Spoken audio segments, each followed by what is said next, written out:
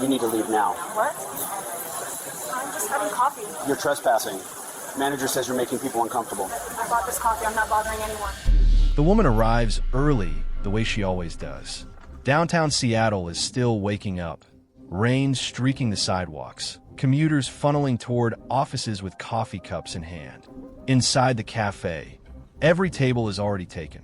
Laptops are open. Phones are out. No one is rushing anyone to leave. She orders a black coffee and a pastry, pays, and takes a small table by the window. Her jacket is folded neatly over the chair. Her laptop opens. She begins reviewing notes for a meeting scheduled later that morning. Nothing about her behavior draws attention. She speaks to no one. She causes no disturbance. At this point, the body cam is still recording everything. Across the counter, the assistant manager watches. He's been watching for several minutes.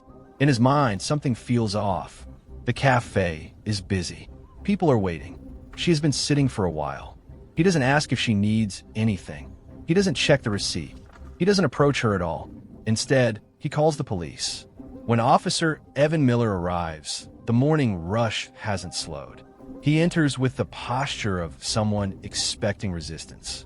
His eyes move quickly from table to table, searching for the problem he has already imagined. Then he locks onto her. She notices the shadow before the voice. You need to leave now. She looks up, surprised. Sorry, this is private property, he says. You're trespassing. She gestures toward the cup in front of her. I bought coffee. I'm just sitting here. The explanation changes nothing. The officer's stance doesn't soften. His arms stay crossed. His voice stays flat. The manager says you're making people uncomfortable. She looks around. No one is looking at her. Several people nearby are doing exactly what she's doing, working quietly, alone. She takes a breath. I'm not bothering anyone. At this point, the body cam is still capturing a choice. Officer Miller could verify the purchase. He could speak to witnesses. He could clarify policy. Instead, he reframes the moment as defiance. Are you leaving? He asks. Or do I need to remove you? The question isn't about rules anymore. It's about control. She straightens slightly in her chair. Her voice remains calm. Officer, this is a mistake. He doesn't ask why. I'm a federal agent, she says evenly. I'm off duty. I'm here before a meeting. That should slow things down. It doesn't. I don't care who you say you are, the officer replies. You're leaving. She reaches into her bag and removes a credential wallet, opening it carefully, deliberately, so he can see it. Badge. Identification. Seal. This can be verified, she says. With one phone call, Officer Miller barely looks. Anyone can make a fake badge, he says. Stand up. Around them, conversations stop. Chairs shift. Phones begin to rise. The room senses that something is wrong. She stays seated. I've committed no crime. I'm not leaving. This is the missed off-ramp. The officer has evidence in his hands. Witnesses all around him. Time to reassess. Instead, his voice hardens. Stand up. Now. She exhales slowly. I'm complying under protest, she says loudly, for the room to hear. I'm identifying myself clearly. As she stands, the officer reaches for her arm, and the situation changes. The cafe is no longer just a cafe. The body cam is no longer passive, and this encounter is no longer reversible. What began as a request to leave has crossed into something else entirely. The officer's grip tightens as she stands. Not guiding, not steadying, controlling. I'm complying, she says again, louder now. There's no reason to touch me. He ignores that. Hands behind your back. People are standing now. Several phones are raised openly. A woman near the counter says she didn't do anything. Another voice follows. She paid for that coffee. The room is no longer neutral. The witnesses are no longer silent. At this point, the body cam is no longer alone. She turns slightly, so the credential wallet is still visible. You need to verify this, she says. Call the field office. This stops right now. The officer doesn't reach for his radio. Instead, he reframes the scene again, not as a misunderstanding, but as resistance. You're refusing a lawful order, he says. No, she replies. I'm asserting my rights. That distinction matters. He treats it as provocation. The cuffs come out. Metal clicks. The sound cuts through the room. Her wrists are pulled back sharply, higher than necessary. She winces but doesn't cry out. Her voice stays level. "I'm not resisting," she says. "You're using unnecessary force." He tightens the cuffs anyway. This is the moment witnesses later describe most clearly. Not shouting, not chaos, just a calm woman being restrained for existing in a space she was allowed to be. At this point, multiple recordings capture the same thing. Credentials dismissed, compliance ignored, escalation chosen. "You're under arrest for trespassing and resisting," the officer says. "I did not resist," she replies. "And I'm not trespassing." No one argues with her. No one supports the officer's claim. The imbalance is unmistakable. He marches her toward the door. Her laptop and purse are left behind on the table. Outside, rain dots the sidewalk.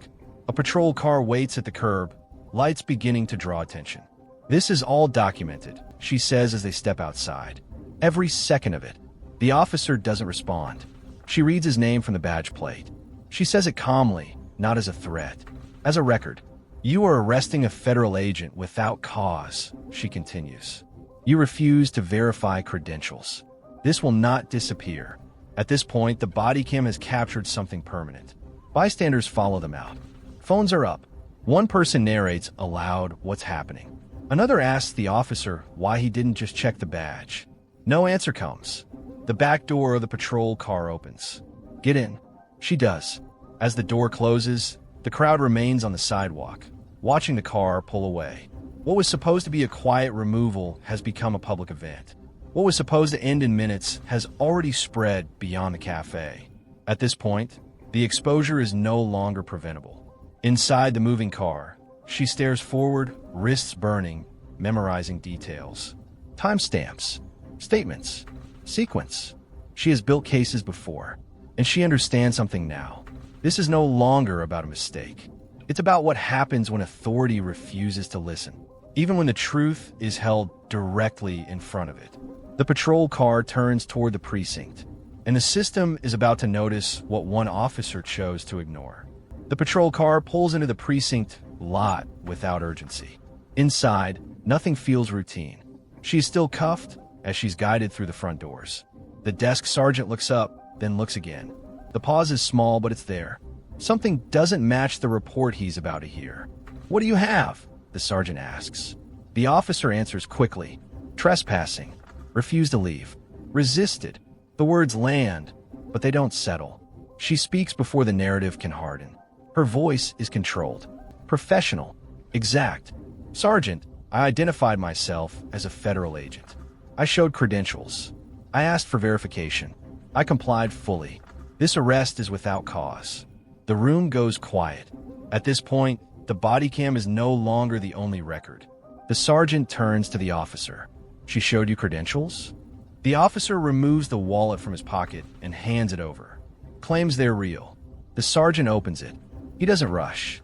He examines the seal, the hologram, the wear on the leather, the details that can't be printed at home. His expression changes. These are real. At this point, the system has an off-ramp, and it takes it. He looks up. "What's your badge number, ma'am?" She recites it from memory. The sergeant reaches for the phone.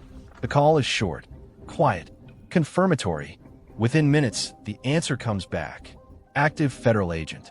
16 years of service. The room shifts again. A supervisor appears. Then another. Voices lower. The officer stands slightly apart now, no longer narrating, no longer in control of the room. "Remove the cuffs," the sergeant says. They come off. Red marks remain. An apology is offered.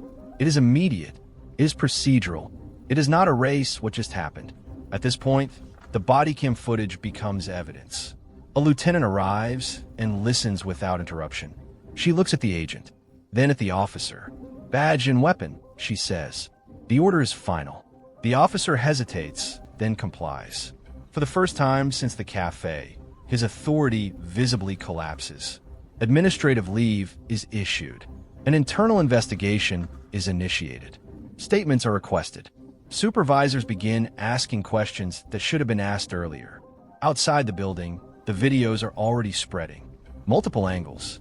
clear audio, a calm identification, a refusal to verify, tight handcuffs, public removal. At this point, the exposure is permanent. The incident no longer belongs to the officer, or the manager, or even the department. It belongs to the record. And once the system sees itself clearly on camera, there's no way to quietly put this back where it started. This case is no longer disappearing. It is only beginning.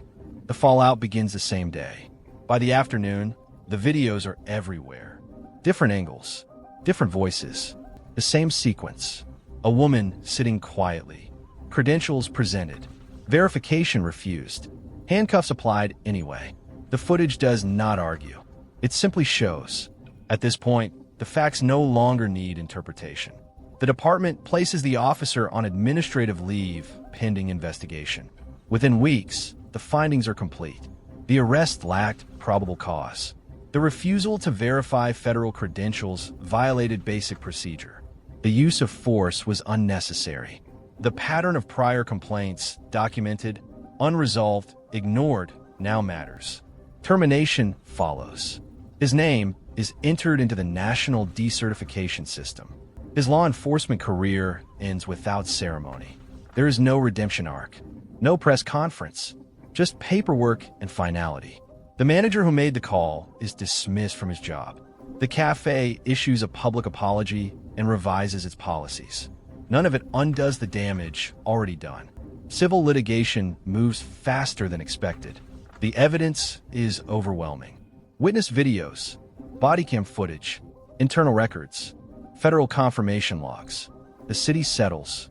The payment is substantial, but restrained in its language. No admission of wrongdoing.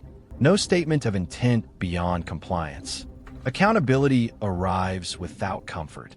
For the woman at the center of it, the outcome is not relief. It is validation layered with exhaustion. Her credentials were real. Her conduct was lawful. Her dignity was still taken in public.